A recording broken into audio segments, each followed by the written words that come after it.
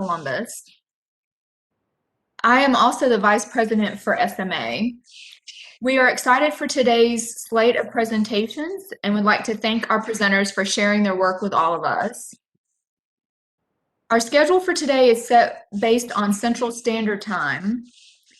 Session 1 will begin right after my introductions, while Session 2 will be at 11 a.m.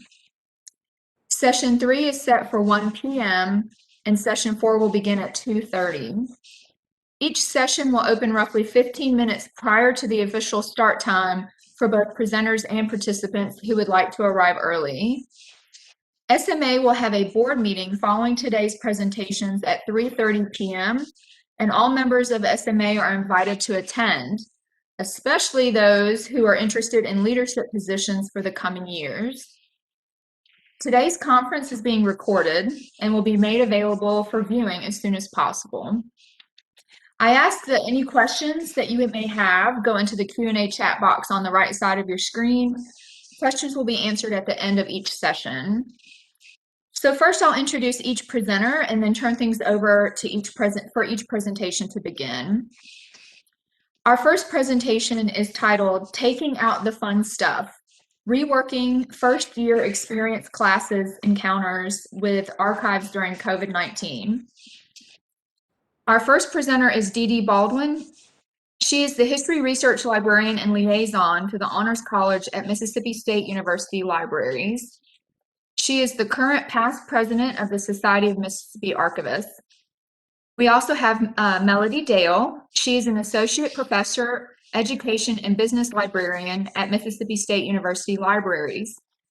She received her MLIS from the University of Southern Mississippi in 2012. Her research interests include first-year experience, open access, and information literacy. Lastly, but not leastly, we have Jessica Perkins Smith. She is the University Archivist and Assistant Professor at Mississippi State University. Her research interests include Black college student activism, the Civil Rights Movement, and digitization. She especially enjoys teaching students how to do research in the archives. Jessica has an MLIS from LSU and a BA in history from Millsaps College. She grew up in New Orleans and is an avid Saints fan. Jessica and her husband have 2 young daughters who keep them busy and laughing, which is especially welcome this past year. I could not agree more. So now I'm going to turn things over and we'll get started with taking out the fun stuff. All right, great. Well, I'm Melody Dale. I will be talking about, how the class initiated and go into some things that we used to do. So for the Cowbell Yell class that DeeDee and I taught, this was originally introduced in 2017 with the idea of doing some game-based learning and information literacy activities. So, one of the examples of things we did was we'd have a game at the beginning of the class to teach students how to use the library website, and we would play it like a game of telephone where each student was whispering to the one behind them, and that was actually fun. We did it for a call number, so hearing what they had by the end of the line was very interesting. So, of course, close contact with the students. We did a big focus on working in the archives and researching topics like Old Main and Bully and the Cowbell. So, of course, letting them look at those materials that they may never see otherwise was a lot of fun. And we also did things like the potluck. So we would have students go up and look at these old cookbooks where they could find, strange recipes that they'd never heard of. Jennifer McGillen can attest to some of these odd things, and every time I see anything odd with Jell-O, I tag her in it because we brought some really weird things that for the students to try. So, oh yeah, all those fun things. But obviously with COVID happening, we had to rethink a lot of these things, and not just sorry, laughing at the comments, but it's true. We did have students that were like, please don't ever make me look at this, or, don't make it again. There were even things that were made of ketchup that definitely should never include ketchup. But so anyway, So we had the students working with archives heavily, but then with the introduction of COVID to the world, we had to rethink that. Originally, we met in the library, whereas, now a lot of us were meeting either on WebEx or meeting outside the library like Swam. And that was really disappointing in a way because, part of the point of this class was to get students in the library and be able to see all the resources we had, whether that was archives or our digital media center or, our bound journals areas, things they didn't really know about or, you know, may only learn about in later, years when they really could have used it their freshman and sophomore years for research as well. So we had to change from using groups, to come up with some of these projects to working individually, working online. And one of the big projects they did in prior years was actually a capstone project where they would work with our digital media center and come up with some kind of creative activity. So, for example, if they were doing research on Old Main, one of the past groups did, they 3D printed a brick because I don't know how many of you are familiar with Mississippi State, but when the original Old Main building burned down, they used those bricks to make the Chapel of Memories. So that was, symbolic of that. And doing those creative projects was a lot of fun and watching them, work together on that. So we had to switch to an individual paper and, all of these wonderful things that we couldn't do anymore. That being said, there were a lot of really great things that we introduced to the class and a focus more on the history that I really enjoyed that we had not had as much of in prior years. So with Jessica's class, of course, that teaches students about the history of Black student life and activism on campus from integration, to the present.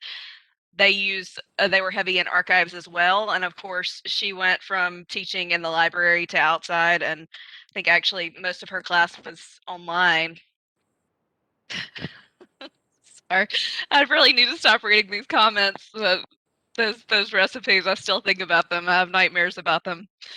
But yeah, so Jessica's class, of course, taught about, African American history at Mississippi State.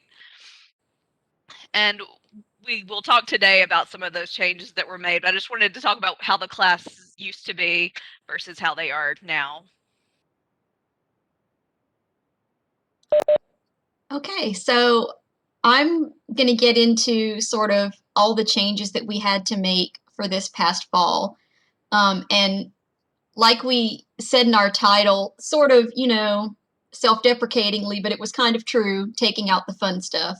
Um, so one of the first that, well, the first thing on the first day of class, we gave the students a survey to see if they wanted the class to meet virtually or if they wanted to keep coming in person. And this was anonymous, it was online, and unanimously they wanted to meet in person. I mean, they're all freshmen, they're new to college, so they wanted to have at least some of their college experience. And our classroom felt pretty safe. We were all distanced, and it had been sanitized every morning. We were the first class of the day, so we kept meeting in person.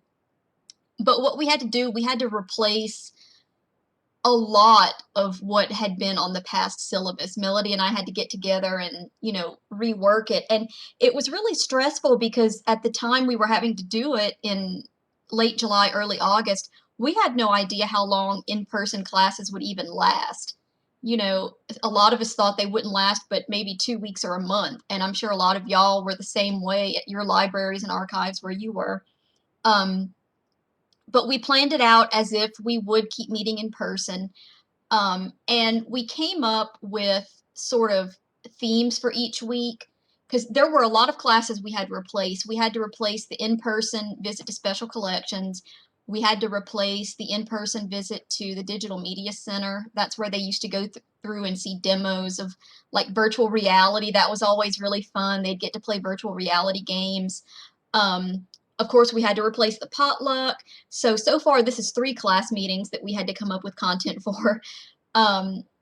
And then we had to redo how they would do the capstone project because we didn't think that it would work to have them work in groups anymore. And since they weren't going to be in a group, we changed their capstone paper from 2 or 3 pages before, Melody? We made it was 2 to 3 pages. 2 to 3, yeah. So we changed it to just 1 page since they were freshmen and they'd be working individually. And we took out the creative component because, you know, again, taking out all the fun stuff. So it ended up just being a 1-page paper, and they were required to cite at least 3 sources from special collections. But the bulk of the class was changing what all those class meetings would have been. So we chose a theme for each of the empty slots, and we decided to do activities with digital collections for each of those classes. So, for example, one of them was civil rights at MSU. We had MSU symbols and traditions. So we picked a theme for each one. And we tried to make the activities so that they would engage the students in some of the objectives from SAA's guidelines for primary source literacy. So I'm just going to read a couple of those. So, for example, identify and communicate information found in primary sources, including summarizing the content of the source and identifying and reporting key components, such as how it was created, by whom, when, and what it is. Another big one was to critically evaluate the perspective of the creators of a primary source, and there's one especially later that we're going to get into that, including tone, subjectivity, and biases. Situate a primary source in context by applying knowledge about the time and culture, and demonstrating historical empathy, curiosity about the past, and appreciation for historical sources and historical actors. So the first activity we did was just exploring the yearbook. Students always enjoy this because it's kind of cool to look through those old yearbooks, and MSU does have their entire back catalog of every past Reveille digitized and searchable, which is cool. So we got them on the Reveille Digital Archive, and we gave them a worksheet of some questions to answer. And these are just some samples of some of the things we asked. So we said number 62 in the alumni list in 1898 was a woman. What was her name and occupation? And the woman I chose was a librarian, of course. Who was the 1994 alumnus of the year? That was John Grisham. And then we asked them to look. This was one of the more in-depth things where we really wanted them to think critically about primary sources and context and all this kind of stuff. We asked them to look at the club pages, and in what years do they notice the clubs begin to be racially integrated, and were there types of groups that took longer to integrate? Some of them took this more seriously than others. We had one answer where you could tell the guy didn't think or do it at all. He said that they began to be integrated in the 50s. So no, there weren't any Black students at MSU until the 60s. Sorry, I heard something. I don't know. It's, you know, it keeps defaulting. Hang on, let me mute Lorraine. Things. Okay. So, you know, some of them took these activities more seriously than others. Some actually took the time, and, you know, they pointed out, well, the sports were probably the first to be integrated, especially like football and basketball. And then later on, you start to see some of the Greek organizations integrate a little bit more. They're still quite segregated. But this was where we wanted them to think critically about what they're seeing and what the context is, historical empathy. So for the next class session, we focused on the game of change. And for those who don't know, this was when MSU basketball players snuck off campus. They had the support of the president, but they did not have the support of a lot of other people in the state. They snuck off campus and went to play an integrated basketball game at Loyola, I think Chicago? Some other Loyola school. I don't remember what city it was in. So this was one where we had them go into the digital collections, and again, there was a bunch of stuff already scanned for Game of Change from University Archives.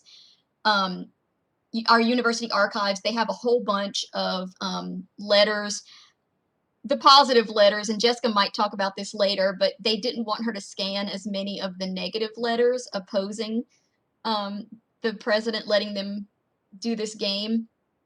But so they had some positive and negative that they were able to read. Jessica had scanned a few more of the negative ones. They're not online, but she scanned them so that our students could read a few more of them.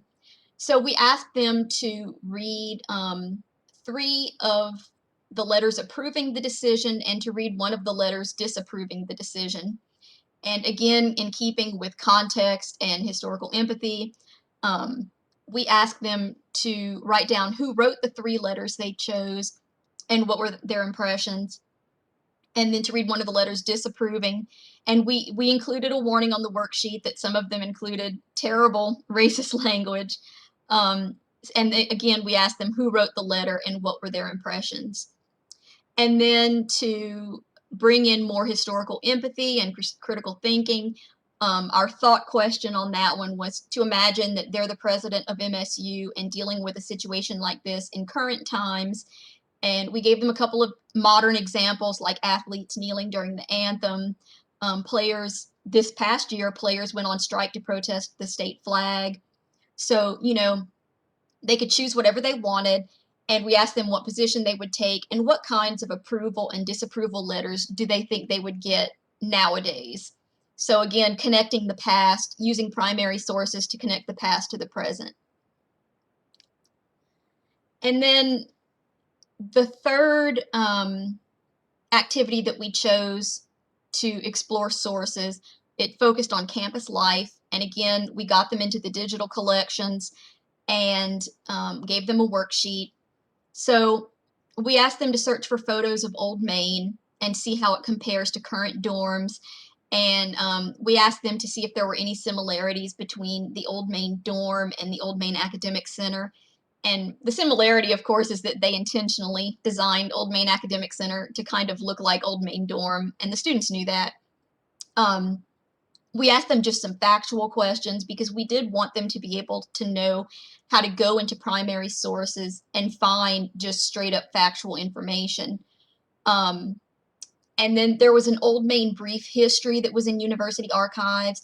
We asked them to look at that, and we wanted them to have at least some fun stuff to look at in these things, you know, with the yearbooks. And so with this, we asked them to name at least 2 pranks that were discussed in those pages, and they did have fun with that one because students in Old Main got up to all kinds of crazy stuff.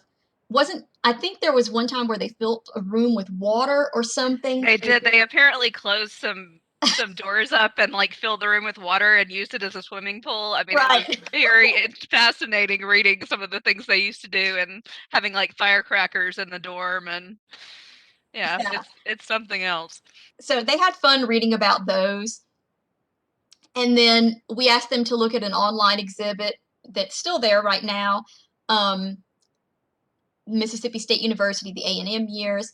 We asked them to talk about how they think campus life differed compared to the way it is now. And another kind of fun one was, what differences do you see in the fashions? They always have a lot of fun looking at the clothes and the hair. So that was kind of fun to do. And then let me scroll down in my notes a little bit. So we also had a class session on civil rights history. And for that one, we wanted to give them an experience of a form of oral history. So we were able to bring in one of the first African-American students at MSU. His name was Colonel Robert Barnes. And he came in over WebEx and talked to the students and answered a whole bunch of their questions. And that was really cool, especially because he was really frank about both positive and negative aspects. So his talk was really one of the highlights. The students really thought that was cool. And it's kind of hard to get freshmen to ask questions in class, but there were several of them that asked him questions. And we kind of gave them the incentive of bonus points if they asked a question. But even so, you know, even with that carrot and stick, they participated, and that was a really cool class meeting. So what we did with their capstone projects was a lot of items that they needed for the various topics had already been scanned in the past, but there were a couple of things that Jessica was able to scan for them to use for different topics that they chose. So they were still able to use digital items and cite primary sources for their capstone projects.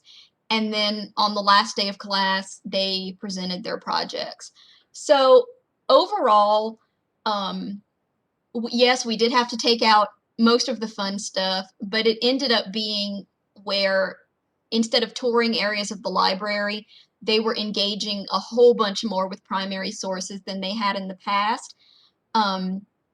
We wish that we had some form of evaluations or feedback to share about this, but our student evaluations, we got back one, and it was a student who just went through and checked fives on everything and didn't leave any written comments. So we don't have anything in that way to tell you, but we can tell you that just based on what we saw the students doing in class and reading their comments on their worksheets and stuff, that they were engaged more with the original sources. And I think they learned a lot more than they had in the past. Unfortunately, they didn't experience the library as much. Our class this year didn't even set foot in the library, which was really unfortunate. So we would think in the future, if someone did this class in the future, they would try to sort of balance out having the fun stuff and bringing in more of these activities where the students use the primary sources more. So Jessica, I'm going to turn this over to you.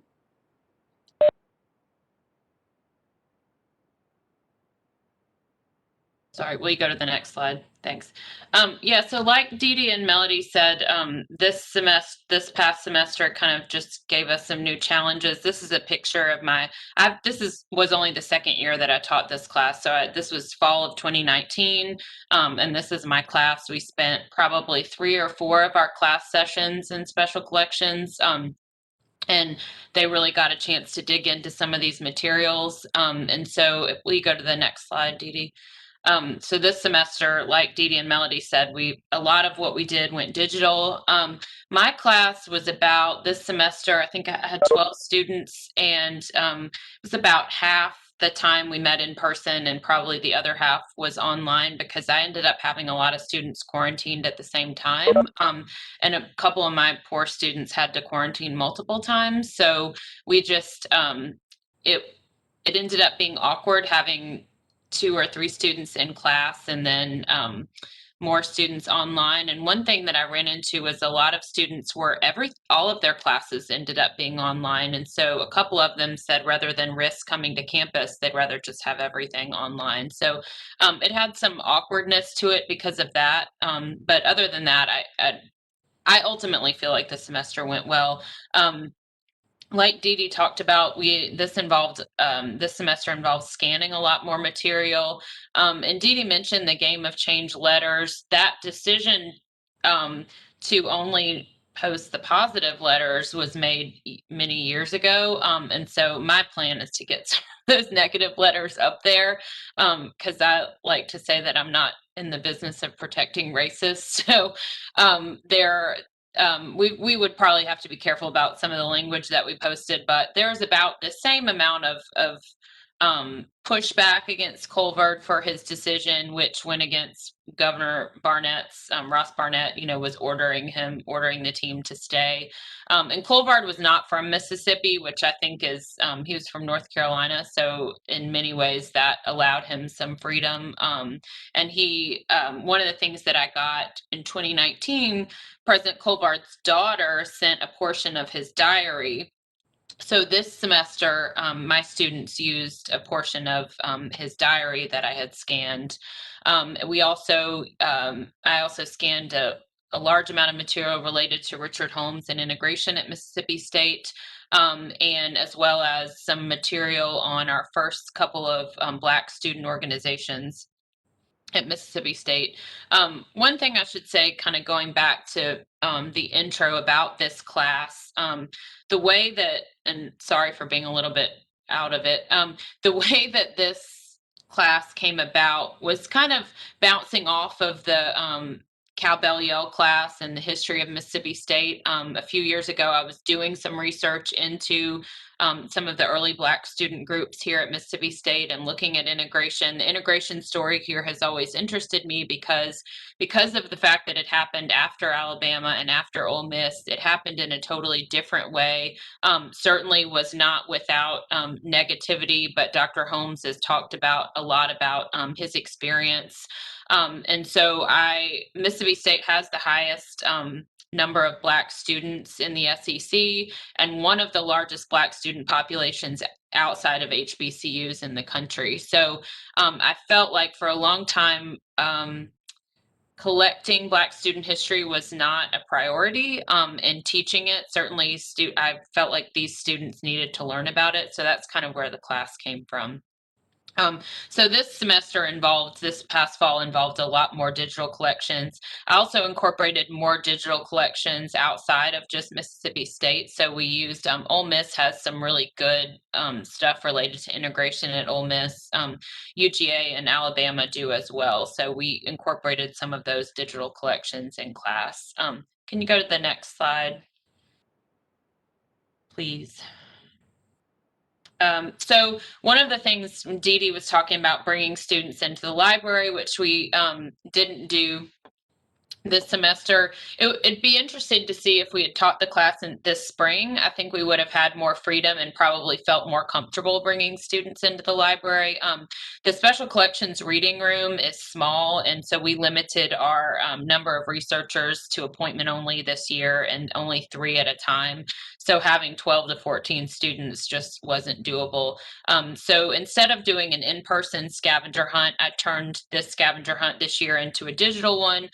They had about 20 questions. These are just some examples. And like DeeDee and Melody, I wanted to incorporate some information literacy.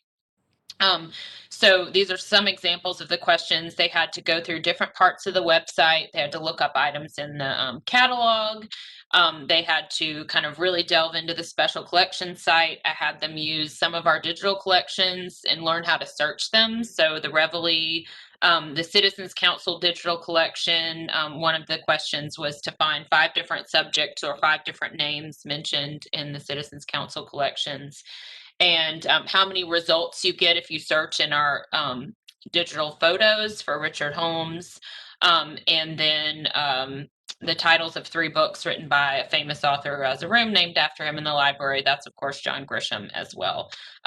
So we did this activity early on to give them some of the digital scan material I used was in a Google Drive, but then the rest of it, I wanted them to really get familiar with the website. And many of them said they were happy to learn it because they were sort of overwhelmed by, like DeeDee said, these are freshmen, by the idea of a college library. We never even stepped foot in the library, but in this way they could find a book for a class. And we know, working with juniors and seniors, that sometimes they don't get to learning how to use the library catalog until much later in college.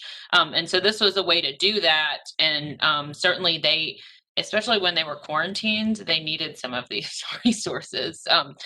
Okay, then to echo some of what DeeDee talked about, using primary sources in class, each week my students did have a journal or an outside homework assignment, but we also incorporated a lot of primary sources in class. So I borrowed our special collections documentary analysis assignment that we use when we teach any class. We modify it for that class, but we have students, if they're actually in the reading room, take a look at a couple of different documents and analyze them and answer some questions. And so I did this with some materials related to Black history at Mississippi State.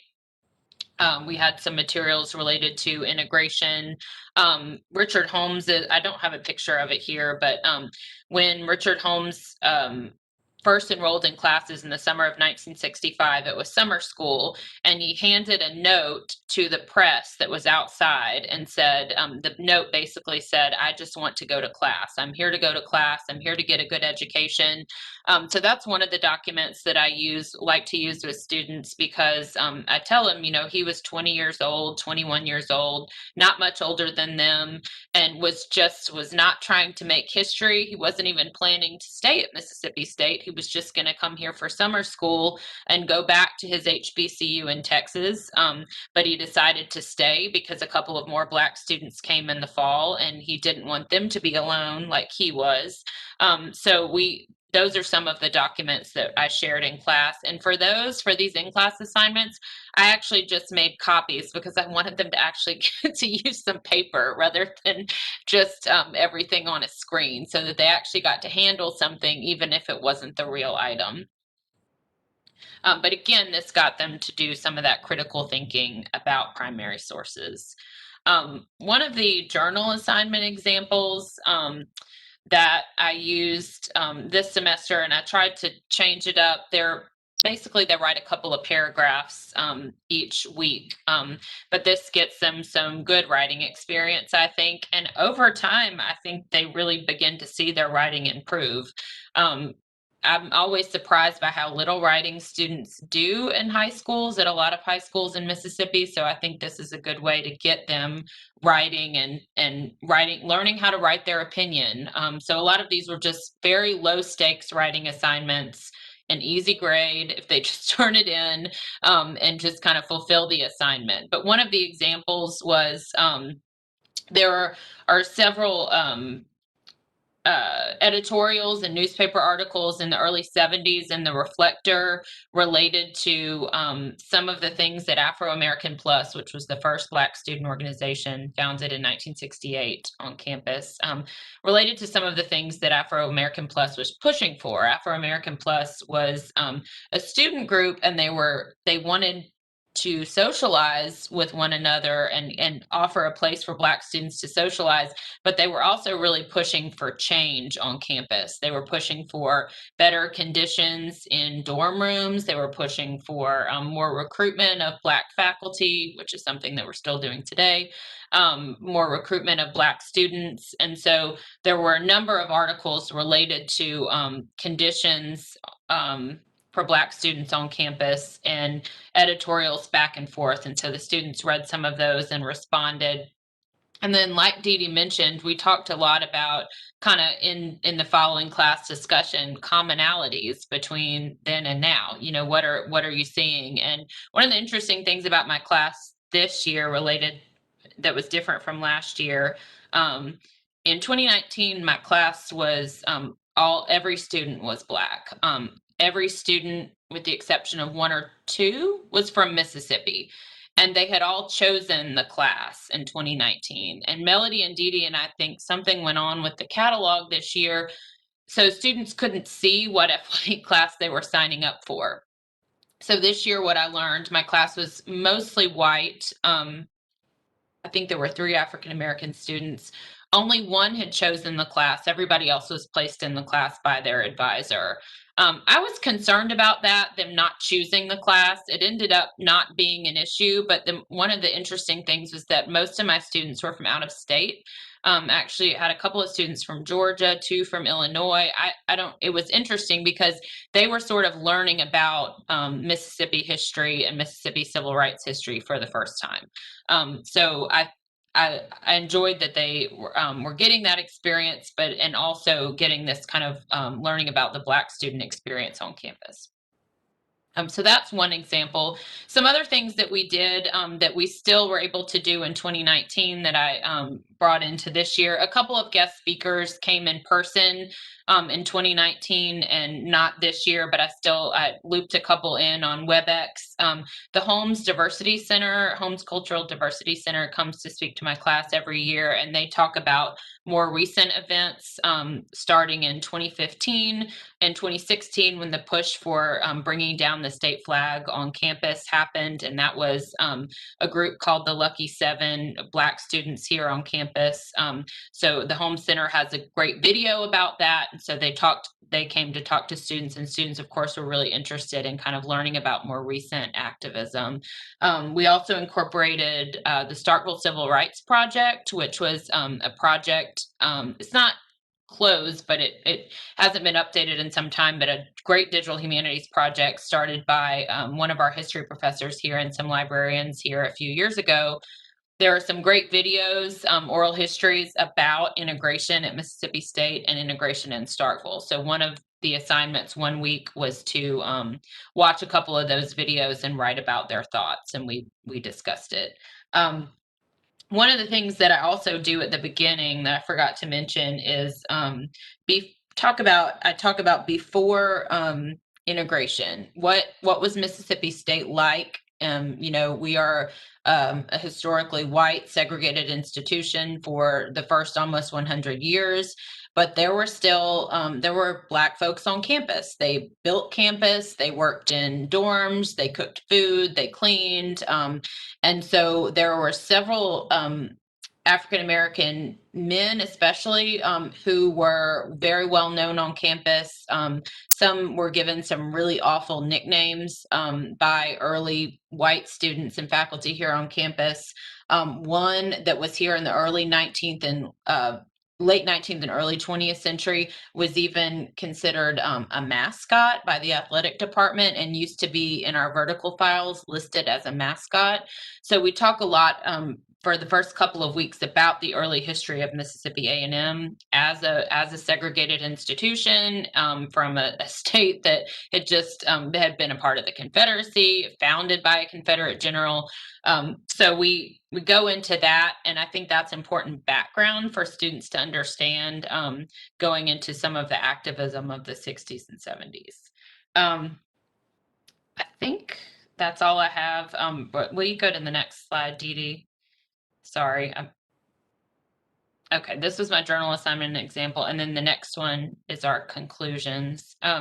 So you all are welcome, DeeDee and Melody, if you have anything to add, to jump in. But one of the things that was really important to all of us, I think, this year was to be flexible. Like DeeDee said, we had no idea. I never would have guessed that we would have lasted all semester or all year, really, on campus without everybody being sent home. So being flexible was important. I did end up feeling really safe in class, in the classroom, and I think campus did a good job of that. I do think that changing up the class and trying different things is ultimately a positive, although we all would have enjoyed being able to actually be in the library and show them the library, show them special collections, have them kind of be in the space is important. And so I think we'll get to probably do more of that in the future next year. Like DeeDee mentioned, assessment has been a challenge. I got, I think, two evaluations back this year and two last year, and it was similar to DeeDee. There were really no comments. And one thing I want to mention is one nice thing about FYE classes is that they are low stakes because they're just one credit. Students don't have to take them, but a lot of the advisors do push them to take them. It tends to be an easy grade. It kind of, in many, especially in 2019, my students, I could tell, became friends with each other. They, got to they're meeting people for the first time on campus and making new friends. And I think also, from a librarian's perspective, we are able to get these students right away and teach them some important information literacy skills, but not have it be for a big paper, just kind of very low stakes things. But campus wide, there is a student success committee right now going on at Mississippi State. And I know that one of the things that's up in the air for discussion is perhaps having FYE classes be 3 hours in the future. So that is something that, is it then really a first year experience class? That would really change things. But it might also allow us to go more in depth with some of these skills that we've been trying to teach these students. So I think that's all I had for conclusions. If y'all want to add anything, feel free. I'm going to share a link in the chat to our article that just came out in the primary source. So if anyone wants to read more in depth, we also get more in depth with the primary source literacy objectives and our literature review, obviously. So if anyone's interested in this, there's the link to our article. And we're open to questions and comments now. Thank you, guys. That was awesome. Yeah, if anyone has any questions, please feel free to put those in the chat box.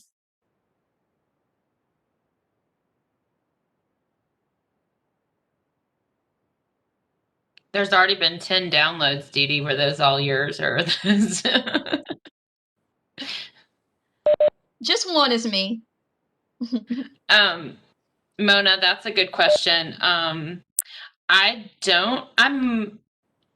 In the past, I would have faced pushback for trying to put those letters up. I think now, honestly, under new leadership, I may not face pushback. There was concern a few years ago about oh yeah, sorry. The question was, do I think that I'll face pushback for putting the negative letters sent to Colvard online?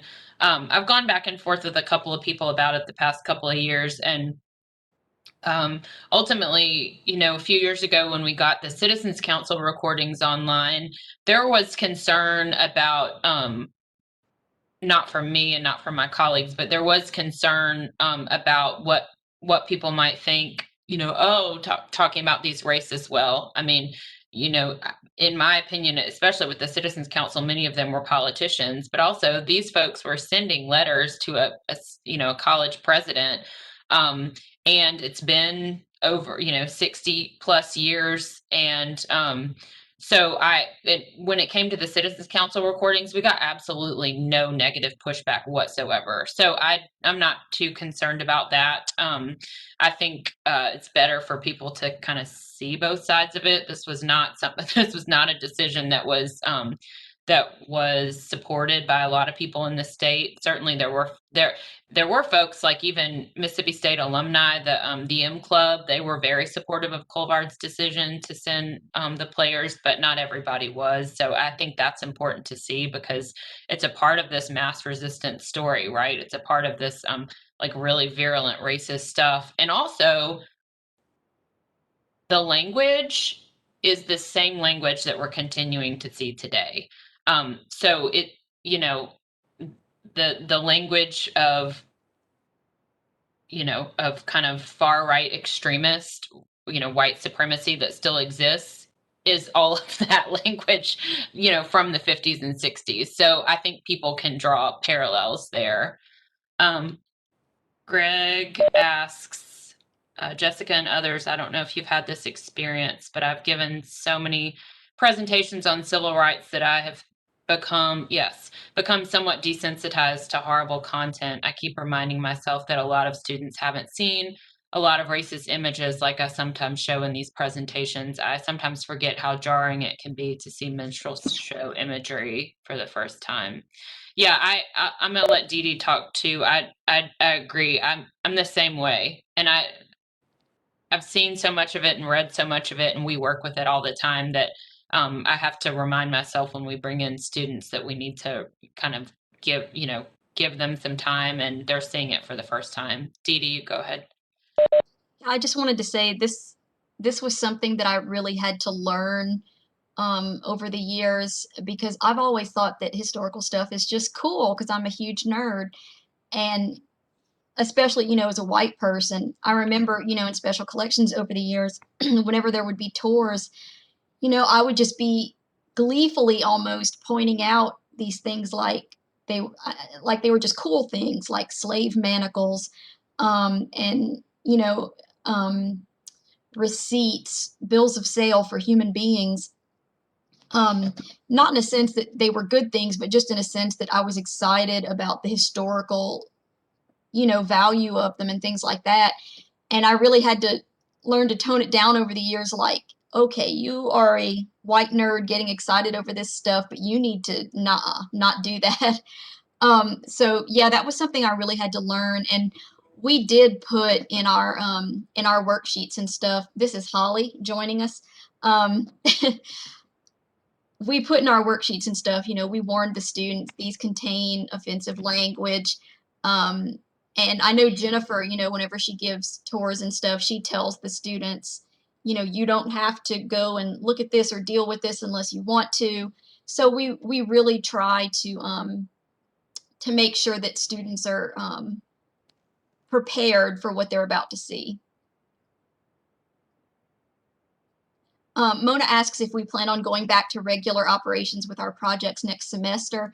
Melody and I have decided that we're done. So Cowbell Yell will not be offered next semester, but I do have an FYE class. Well, hi, Holly. I do have an FYE class in mind for future years that I want to propose, maybe after I'm, fingers crossed, done with all the P&T, promotion and tenure stuff. I'd like to do one on genealogy and primary sources. But as for Cowbell Yell, we are not doing it. But I think Jessica's going to keep doing her class. Yeah, I am, and I hope to be able to bring them back in here. I think we will probably be able to do that in a safe way. In the fall, we're still not really clear on what the fall will look like. It's going to be different, and there's going to be more students on campus. So, and I'm teaching it again. And the thing is that's been nice about it is that I learn a lot more about the content. The students find things that I may not have read before, and so it helps to expand kind of the scope of the class. And then this past semester or this year, I did a Black History Month exhibit. And Colonel Barnes that spoke to DeeDee and Melody's class, I talked to him and he contributed some content. And so I'm learning more from Black alumni. And so we'll be able to incorporate more as we kind of, as I teach the class more. And I actually would consider teaching the Cowbell Yell class in the future. I just really needed a little bit of a break. I also just had a baby not too long ago, so wait till he's a little older. I'm getting more sleep, but not being out for 72 hours, thank you. But yes, so I would consider it in the future. And there were some things that we incorporated that I'd really still love to keep, like, having Dr. Barnes speak with the class. And I thought, if in future years, knowing in advance what we might be expecting, having more prep time, I could maybe find someone who used to live in the original Old Main dorm and have them tell some stories about what they experienced. So I think there are a lot of things that we did that we really could incorporate and make things more interesting. Yeah, and we actually tried to get Dr. Holmes and we're not able to make that scheduling work, but I would love to have done that. Anybody else have any questions? These are great. You guys just did such a great job of answering everything. Nobody has questions.